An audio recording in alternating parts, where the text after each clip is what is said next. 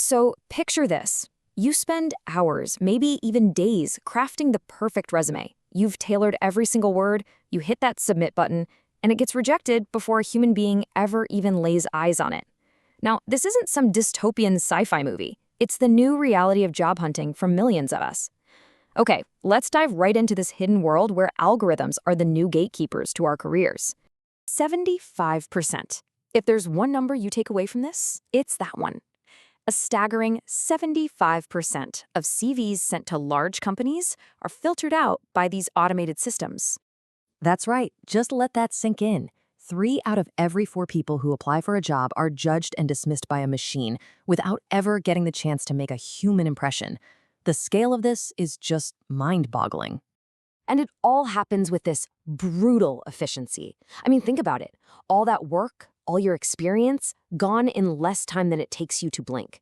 That's the cold, hard speed of modern AI-driven recruitment.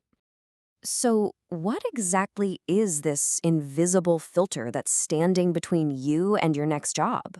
Well, it's this complex web of algorithms that companies are now relying on to handle the insane number of applications they get every single day. And this isn't some far-off future trend. It is happening right now as we speak. Big platforms like LinkedIn are constantly and very quietly scoring and ranking you. So when a recruiter finally does search for candidates, the AI has already decided who they're going to see first. You're basically being evaluated 24/7.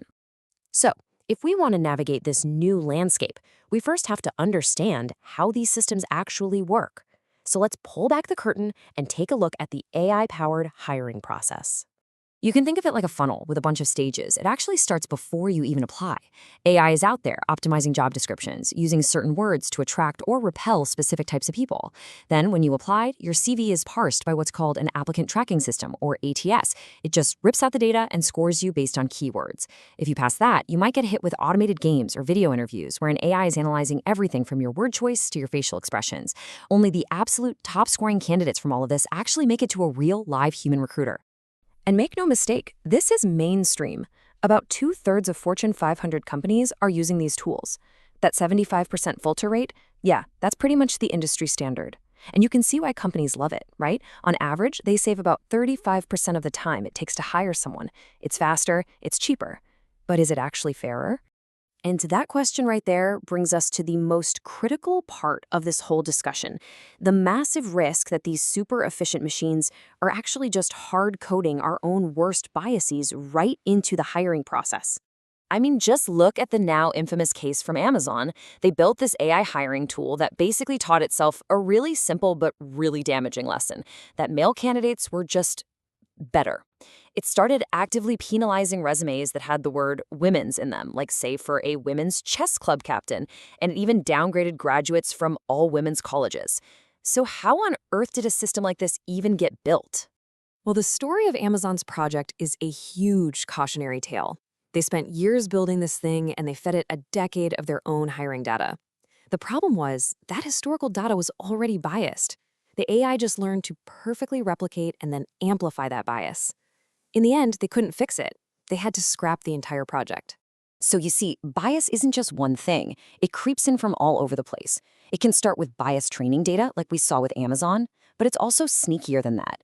It uses proxy variables, data points that seem neutral but actually correlate with things like race or gender. Then you add in flawed video and voice analysis, which we know have higher error rates for certain groups, and what you get is a really dangerous feedback loop, where biased results just keep reinforcing themselves, making the system worse and worse over time. And this table here perfectly illustrates that proxy problem. An AI doesn't need to see your gender to discriminate. It can just use an employment gap on your resume as a pretty good proxy for a woman who took time off to care for family. It can use your graduation year to guess your age, or even your postcode to infer your race and how much money you make. The machine always finds a way. Okay, so the situation might sound a little bleak, but the answer isn't to just throw AI out the window. Instead, it's about building in safeguards and using these tools responsibly. And if we do that, we could even use them to reduce human bias. And there's actually a growing consensus around what doing it right looks like. First, companies have to audit these tools for bias before they ever go live. Second, they have to demand explainability. An AI's decision can't just be a black box. Third, and this is a big one, There must always be a human in the loop with the power to override the machine.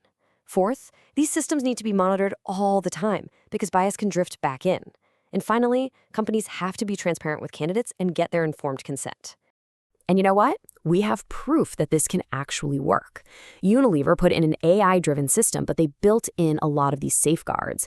And the result? They hired people 75% faster, and at the same time, they actually increased the diversity of their new hires. It just goes to show you that AI can be a tool for inclusion when it's used thoughtfully. So, what does all of this mean for you personally? Whether you're a job seeker just trying to get noticed or an HR professional trying to build a better system, there are concrete things you can do. So let's get into a practical playbook. Okay, for all the job seekers out there, you got to play the game. That means optimizing your resume with the exact keywords you see in the job description. Use simple, clean formatting that a machine can easily read. And know your rights, like your right to ask for a human review. Now, for the HR leaders listening, your mission is to get data literate. You need to understand the tools you're buying, demand transparency from your vendors, and create really clear rules for how AI is used in your company. Honestly, for anyone looking for a job right now, this is probably the single most important takeaway. An ATS-optimized CV isn't about some fancy creative design. It's all about clarity for the machine. It's about mirroring the language from the job post and using a standard structure that won't confuse that parsing algorithm. So, in the end, we're left with this really fundamental question. We've seen how AI can reflect our worst instincts, creating these incredibly biased systems. But we've also seen its potential. When it's guided by human values and oversight, it can make hiring faster, more efficient, and maybe even more diverse. The technology itself, it's neutral. The choice of how we use it, well, that's up to us.